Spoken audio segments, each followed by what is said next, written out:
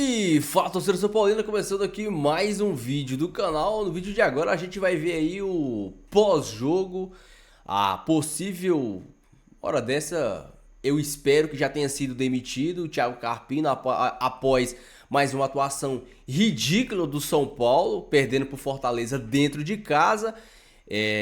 A gente vai ver aí o que os especialistas vão falar. Vocês sabem já que a culpa vai ser do Rames, né? A culpa do São Paulo ter perdido não vai ser do Carpini, a culpa do São Paulo ter perdido vai ser do Rames. A gente vai estar assistindo o vídeo, no final do vídeo eu volto trazendo a minha opinião, trazendo a minha análise, os meus comentários e possíveis substitutos para Thiago Carpini, que para mim já tá fazendo hora extra no São Paulo. Sem mais enrolação, bora pro vídeo. Fortaleza e uma derrota. Então, estreia no Campeonato Brasileiro com uma derrota para o Fortaleza por 2-1. Duda, boa noite, muito bem-vinda ao Sport Center.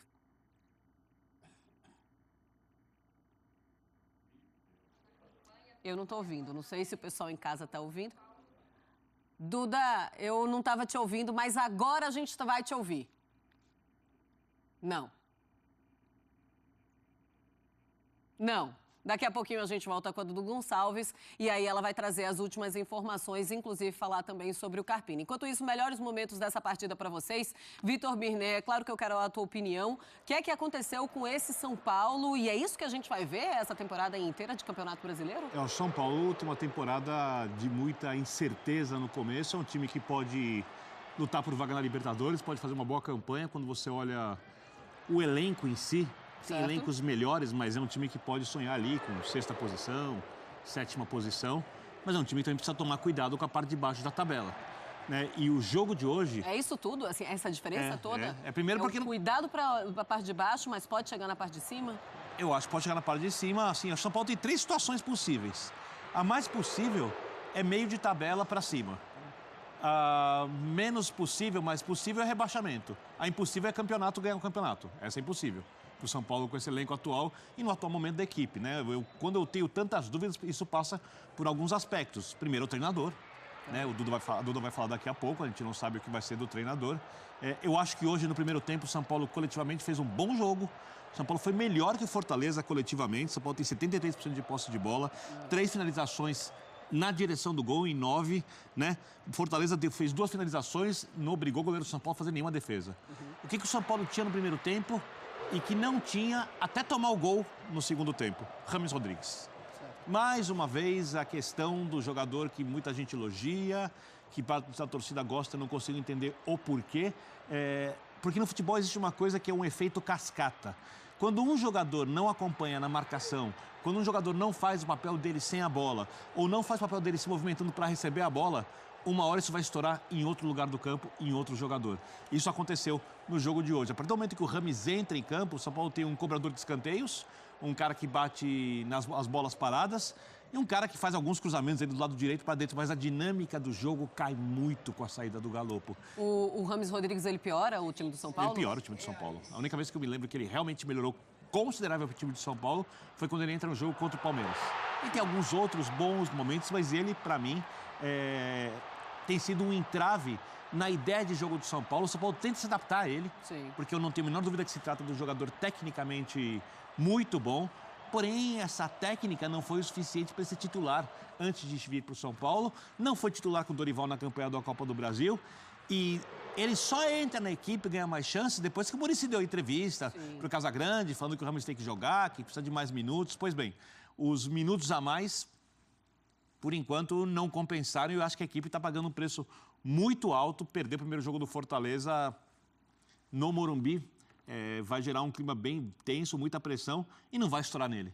Vai estourar no treinador, se estourar. Pois é, vai estourar mesmo no Carpini. Então vamos conversar com a Dudu Gonçalves. A Dudu Gonçalves vai acompanhar a entrevista coletiva do Carpini e a gente vai mostrar para vocês aqui neste Sport Center, tá? Duda, é claro que é aquela expectativa muito grande. Como é que tá o clima aí no Morumbi? Os torcedores muito irritados, mas a gente quer saber, né? E a diretoria, como é que vai ser essa entrevista coletiva? Boa noite, bem-vinda ao Sport Center. Ei, Marcela, agora sim, abraço para você, para o Birner e também para o Fã de Esportes. Primeiro, o clima aqui do estádio, viu, Marcela? Antes do jogo, a torcida já estava bem satisfeita com o Carpini. Durante a escalação, muitas vaias vindas aqui nas arquibancadas do Morumbi. Durante a partida até se acalmou um pouco, principalmente depois do primeiro tempo. Mas aí depois do segundo gol do Fortaleza fica insustentável, de fato, a torcida do São Paulo xingando bastante, hostilizando bastante o Thiago Carpini. Ele foi chamado muito aqui no segundo tempo de burro e aqui, após a partida, do fim da partida, né? Novamente a torcida em coro aqui no Morumbi chamando o Carpini de burro. Foi realmente muito hostilizado aqui o treinador do São Paulo. Vale lembrar, né, Marcela, antes de tudo, que o Carpini tem contrato com o São Paulo até o final de 2024 e na última quarta-feira ele disse que tinha o respaldo dos jogadores e da diretoria. E de fato, dos jogadores ele tem esse respaldo, pelo menos tinha, né? O que a gente vai descobrir já em alguns instantes. Mas os jogadores tinham sim, estavam sim apoiando o Carpini até o momento. É a quinta derrota do Carpini em 16 jogos nessa temporada, né? Desde que assumiu o São Paulo. Desceu ali as escadas de cabeça baixa, se dirigiu para o vestiário e agora tem aquela reunião no vestiário. Já a gente volta aí lá de baixo, já da coletiva e também da zona mista com o Carpini para entender qual é esse cenário e se segue ou não no comando do São Paulo. Marcela. Tá certo, Duda. Então, a Duda Gonçalves, com toda a prioridade lá no Morumbi, qualquer coisa, ela nos chama novamente para trazer essas últimas informações. E é claro que a gente vai mostrar também as entrevistas de logo mais. E é claro que a gente olha para o adversário, olha para o Fortaleza, do Vojvoda, que está há muitos anos à frente do clube e é um clube muito forte. E a gente separou para vocês esse trecho que a Duda Gonçalves estava citando, das torcidas vaiando o Carpini ali no jogo. Vamos mostrar, então, para os fãs de esportes? Olha aí.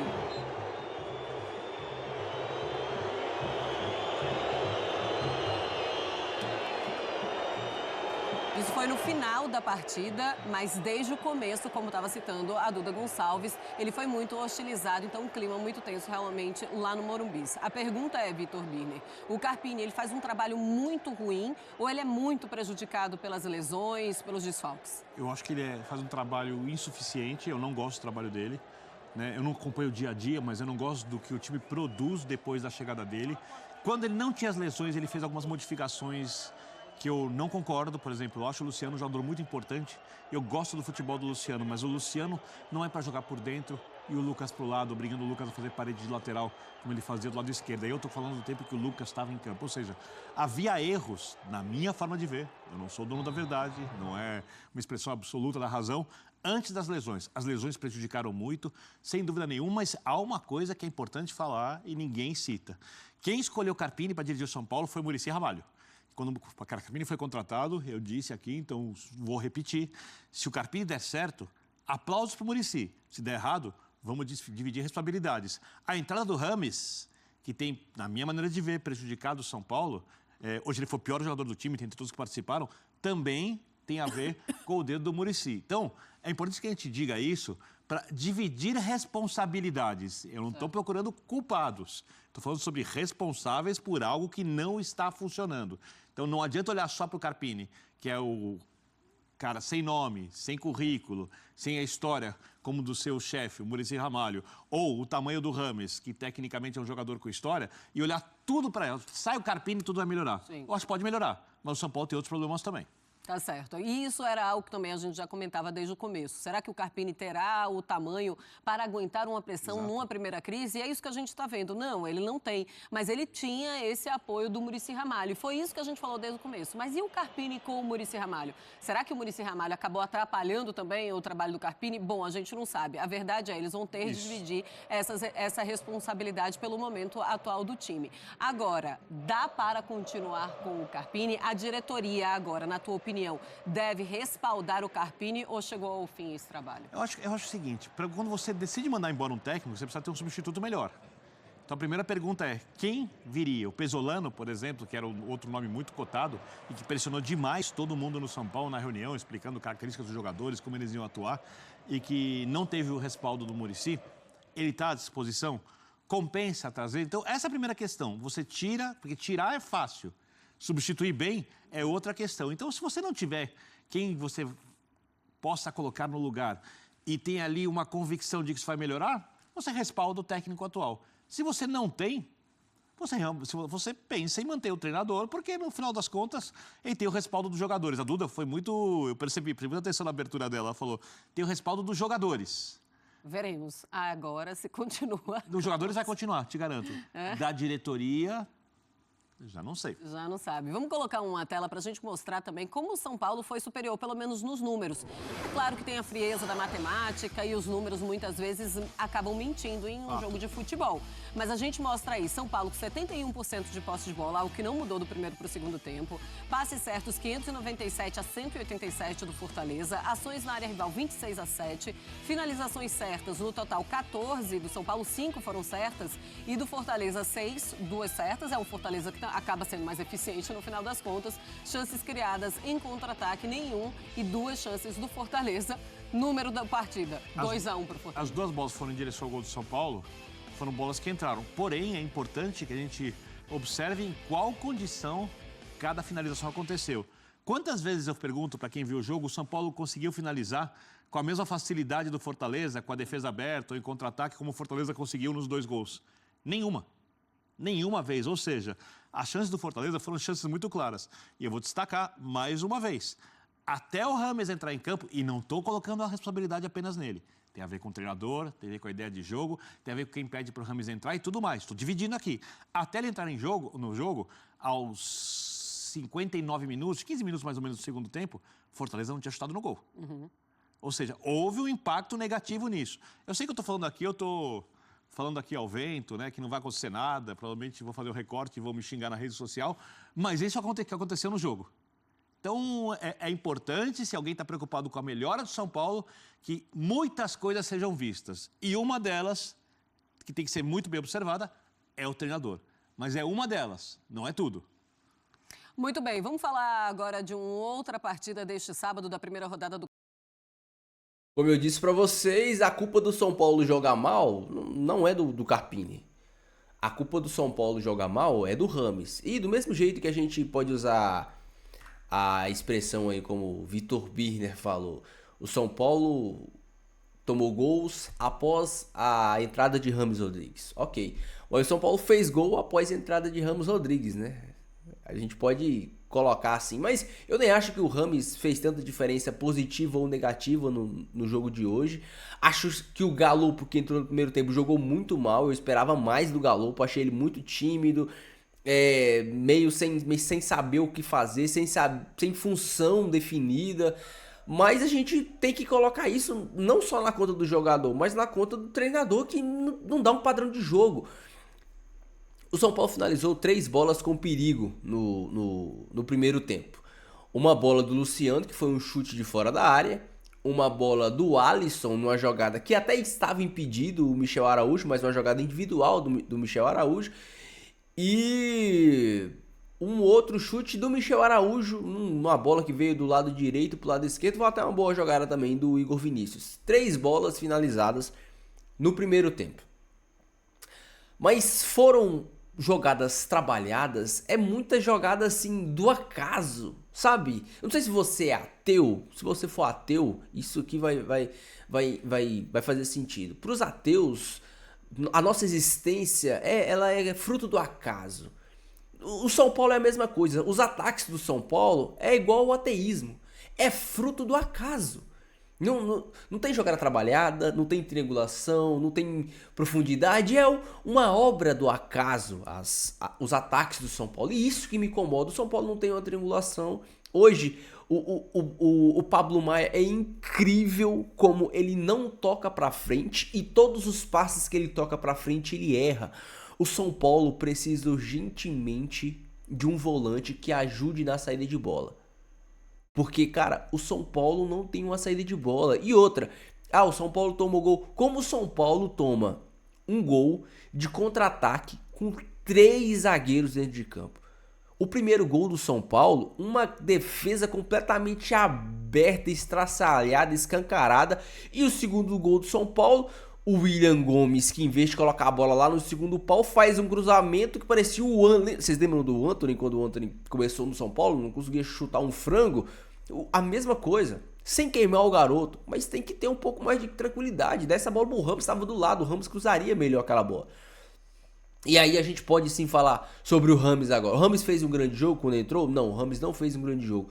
Mas o time do São Paulo é uma bagunça, um catado. A bola não chega no Rames onde tem que chegar, ali mais no meio. O Rames tem que ficar recuando para ajudar na saída de bola.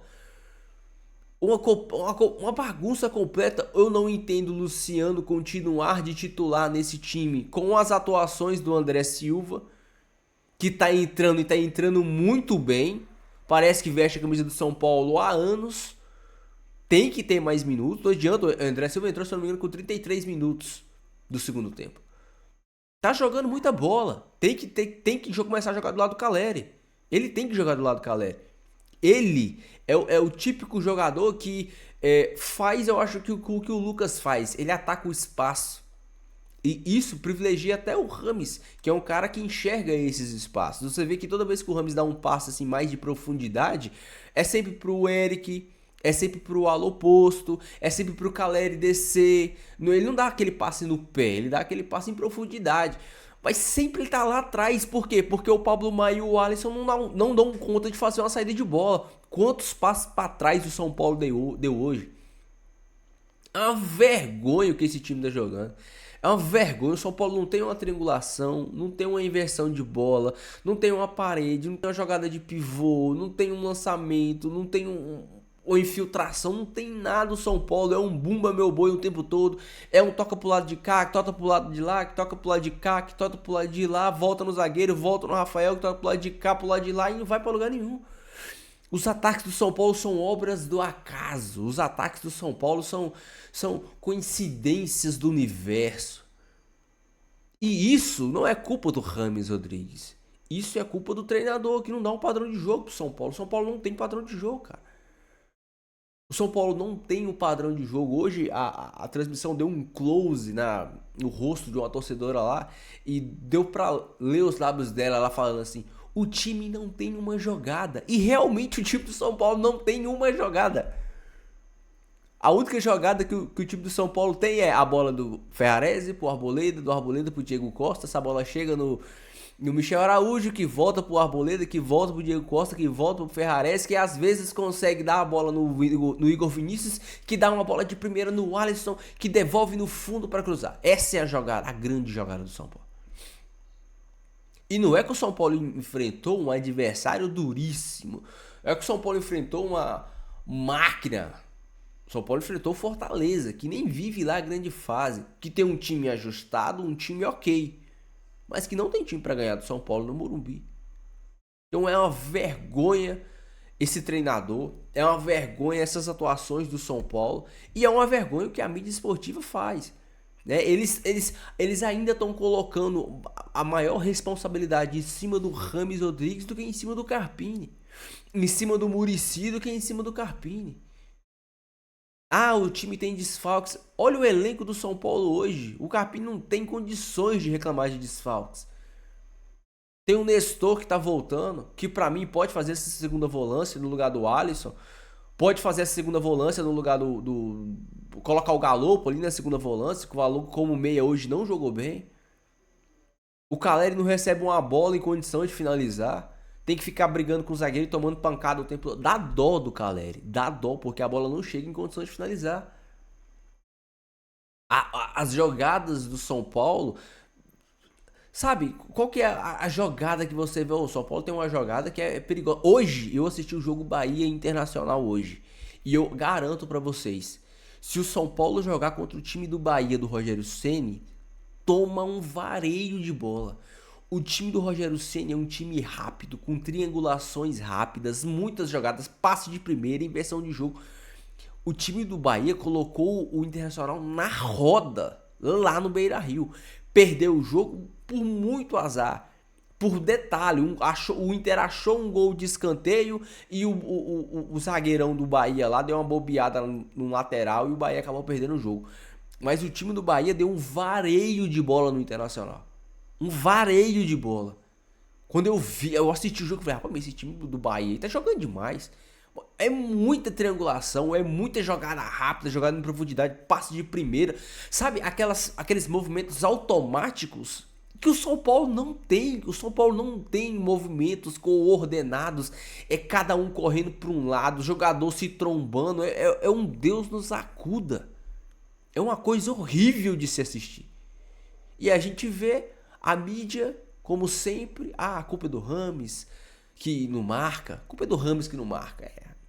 O Rames não tem que criar. O Rames tem que marcar. Hoje não criou tanto, mas também com esse padrão, como se o time te jogasse muito sem o São Paulo jogou muito sem o Rames. Jogou muito, nossa senhora. São Paulo é uma máquina, sem o Rames Rodrigues, São Paulo é uma máquina de fazer gol. É uma máquina. Tem que colocar os pingos nos is. O São Paulo tá jogando mal não por conta do Rames, não por conta do Muricy. O São Paulo tá jogando mal porque o treinador não dá um padrão de jogo. E eu espero que ele seja demitido e espero que Hernan Crespo volte ao São Paulo. Porque o Crespo ele teve a sua trajetória interrompida com um time mediano. O Crespo tinha um time mediano e teve a sua trajetória interrompida por lesões. O time foi dilacerado. E eu tenho certeza que o Hernan Crespo faria esse time jogar mais do que está jogando. Mas bem mais. Enfim, deixa aí a sua opinião, o seu comentário, eu quero muito saber. Não esqueça de deixar o seu like e se inscrever no canal se você não for inscrito, beleza? Fiquem todos com Deus, até o próximo vídeo e valeu!